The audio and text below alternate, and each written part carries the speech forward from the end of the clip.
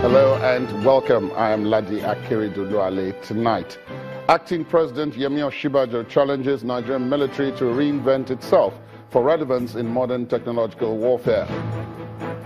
Crisis in the All Progressives Grand Alliance deepens as two factions of the party lay claim over its secretariat in Abuja.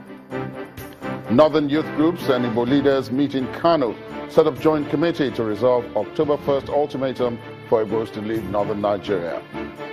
And 4 people are charged over government leaks as the Trump administration cracks down on official secrets disclosures.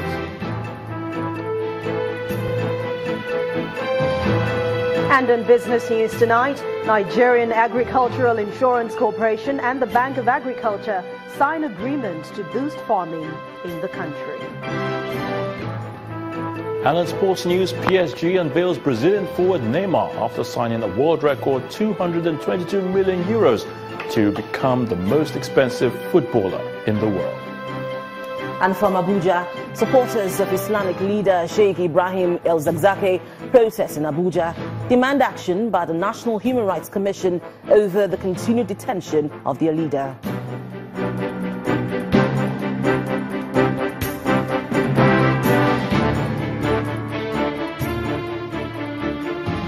We begin tonight with the acting president's charge to the Nigerian military on the need to adopt cutting-edge tactics to fight Boko Haram insurgents. Professor Yemi Osinbajo is worried about how terrorists and men of the underworld have been reinventing themselves with technology, and he says they are fast changing the nature of warfare in the 21st century. The acting president explains the strategies adopted by the terrorists challenges conventional military strategies and requires innovation to confront the security challenges. Our correspondent, Amaka Okafo, reports. Acting President Yemi Osinbajo arriving at the National Defense College in Abuja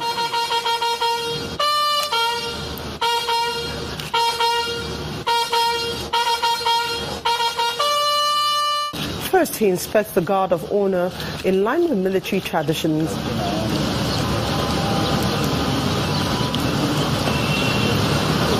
Inside the auditorium, serving and retired military officers, members of the diplomatic corps, the graduates and their well-wishers receive the acting president, signaling the commencement of the graduation of Course 25 of the National Defense College.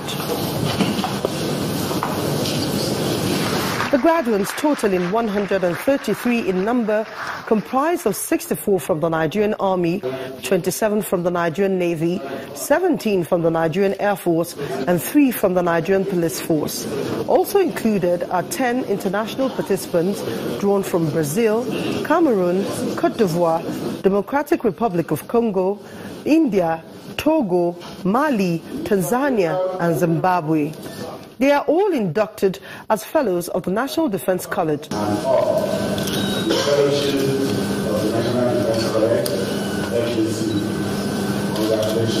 And then certificates are presented to them by the acting president.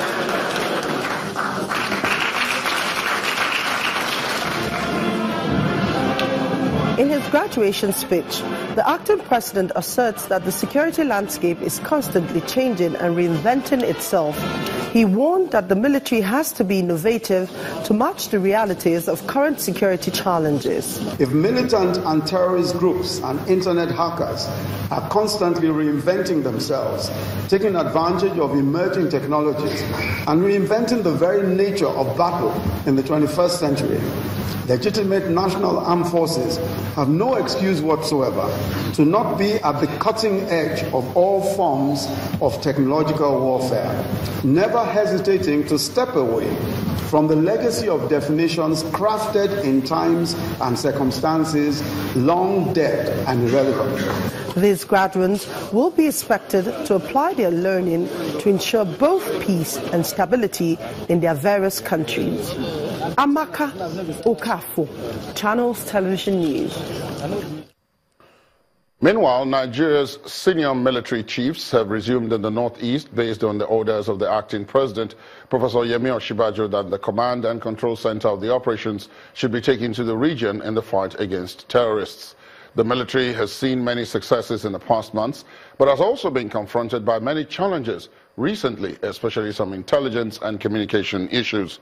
In this report, our correspondent, Osinbajo, brings to the fore the controversy over the capture of Abubakar Shekau and the issues raised.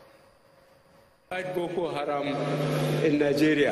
The Buhari government was clear about its agenda as it took over power in 2015. Victory cannot be achieved by basing the command and control center in Abuja. The command center will be relocated to Maiduguri and remain until Boko Haram is completely subdued. Several months after, the effect of the government's commitment began to be felt.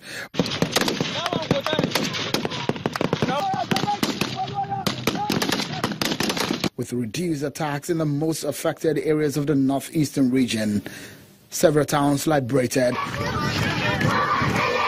many Boko Haram captives freed. But in recent times, there has been a sort of renewed vigor in the deadly operations of the Boko Haram sect, coming particularly after a change in the leadership of some major military formations. The University of Maiduguri and several other places have been attacked. The sect even extended their dastardly act to Adamawa State for the first time in several months. Recently, at least 40 people were said to have been killed in a Boko Haram ambush on an oil exploration team in northeast Nigeria. The attack in the Maiduguri area of Borno State on a convoy of specialists from the Nigerian National Petroleum Corporation, the NNPC, and the University of Maiduguri was the Islamic militants' deadliest in several months. That, alongside other pockets of terror unleashed in different areas of the region, is raising a lot of concern in view of government's claims that the terror group is a spent force and also the risk associated with the hunt for crude in the volatile Lake Chad Basin. The military stance on the attack was dented with the release of the video made available to Channels Television of some of the abducted experts pleading that government should yield to the demands of the sect to ensure their release. To support this our cry so that we will be rescued alive. The military top brass has returned to the war front as ordered by the acting president, and they're now looking more energized. They say they want to ensure the capture of the leader of the sect, Abubakar Shekau. The deadline for the capture of Shekau, either dead or alive, will be accomplished. But you may want to ask if that man is still alive, given the military's claim that he had killed Shekau before. Nobody has ever said on the part of the military, especially the Nigerian army, said Shekau was dead. And if you are following things carefully, there is an individual that come up, especially on the social media, to claim responsibility and leadership of Boko Haram terrorists. And we are talking about that person. What then went wrong with claim by the then theater commander in September of 2016 that Shekau had been killed? We have had a series of Shekau that have been killed, and I can confirm to you that Shekau, the original Shekau, was actually killed. The second Shekau was killed, and I can confirm to you. But with the man that now presents himself as Shekau, I can also confirm to you that a few weeks back he was wounded. I'm yet to confirm whether he's dead or not. The total defeat of the Boko Haram set will be a thing of joy to many Nigerians, but contradictions appear to have happened too many times regarding internal military intelligence operations. Hard work evidently lies ahead in the coming days in the face of the continued attacks by the group and considering the devastating blow inflicted by the sect, which has claimed an estimated 30,000 lives and more than 2.6 million people rendered homeless since 2009. Osinbajo reporting for Channels Television News. Let's also tell you that in 2016 alone, the terrorists killed 422 people in 36 different attacks, including men of the Nigerian military. This year, more than 200 people have already been killed by the insurgents, who have now changed tactics by using suicide bombers. The Global Terrorism Index report has also revealed that Boko Haram has killed more people in Nigeria's northeast than the Islamic State ever did in Iraq or Syria. More than 2.6 million people have been displaced by the insurgents. Now, to take a look further on this subject, I'm now being joined live from our studios in Abuja by a security consultant and a former British intelligence policeman, Mr. Vince Onyekwelu. Good evening, Mr. Onyekwelu. Now, let's begin with looking at how you would describe the prosecution of the anti-terror war against Boko Haram generally. How would you describe it?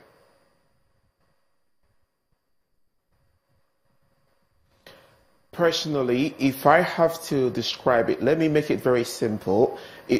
If I have to use at a scale of 1 being the lowest and 10 being the highest, what will I score them?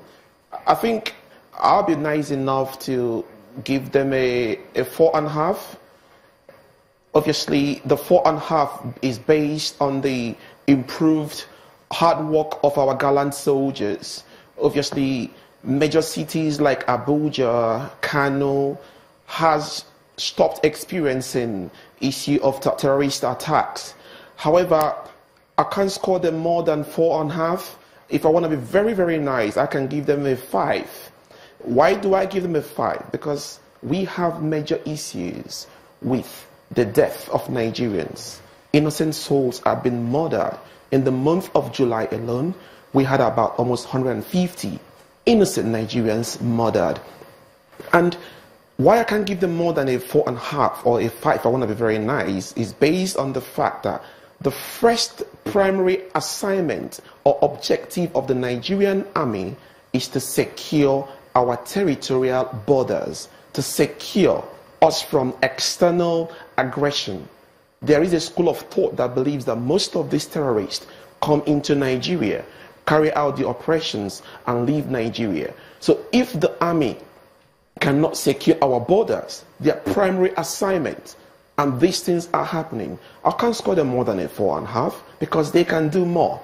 And now lives are being lost. And let me ask you this. Be that the people don't know the names of those people lost. If it was in a better society, we should name of all those people lost. We should know all their names so we can actually put the humanity in those people and kind of give them the right burial they deserve. Mr. Onyekwelu, I must interject at this point and ask you. The acting president says the military needs to adapt itself to the current challenges by bringing itself to the cutting edge of technological developments. How do you propose they go about doing that? How can that be best achieved? Oh, yeah, very correct. I think the acting president was spot on in choosing his words very carefully. He talked about the issue of using cutting-edge technology. And very importantly, he also talked the issue of winning heart and mind. Let me take the issue of winning heart and mind first of all. Obviously, being a former British police officer, we are one of the best when it comes to winning heart and mind, because don't forget, our first training is not to carry arms. It's not to carry lethal weapons. We have the expertise not to work with firearms initially and still maintain the peace and order. So you cannot ask the Nigerian army that are almost used to carrying lethal weapons to win heart and mind because they're not used to it. You cannot give what you don't have. If you don't speak Japanese language, there's nothing that will make you to speak Japanese language. So when it comes to the issue of using technology, obviously our borders need more than manual surveillance to manage. We have these vast borders across Borno, Yobe, Adamawa, very porous borders in very tough terrains to manage. So I think they need to use very precise technology, which are all in Nigeria. I'm talking about the fact of Nigeria, because before you know it, they're going to run off overseas to go and bring the same kind of cameras we had in Abuja some time ago that has now turned to bullets that are not doing no work. So we should use tech that are right here in Nigeria. If they're not sure where to get it, I can help them for free service. But we can use cutting-edge technology to secure our porous border. But in that technology, Mr. Acting President, let's have a practical working national identity system. So Mr. A can be Mr. A. We cannot confuse Mr. A for Mr. B. Without a national ID system, without a secured border, all this is going to just go off the air. Nothing will be achieved. First of all, thank you. I have to interrupt you there, Mr. Onyekwelu, and say thank you very much for joining us on the news at 10. Mr. Onyekwelu, of course, is a security expert. In part 2 after the break, former governor of Edo State, Adams Oshiomhole, and chairman of the Presidential Advisory Committee Against Corruption, Mr. Sage, disagree on the restructuring of Nigeria. Please stay on with us.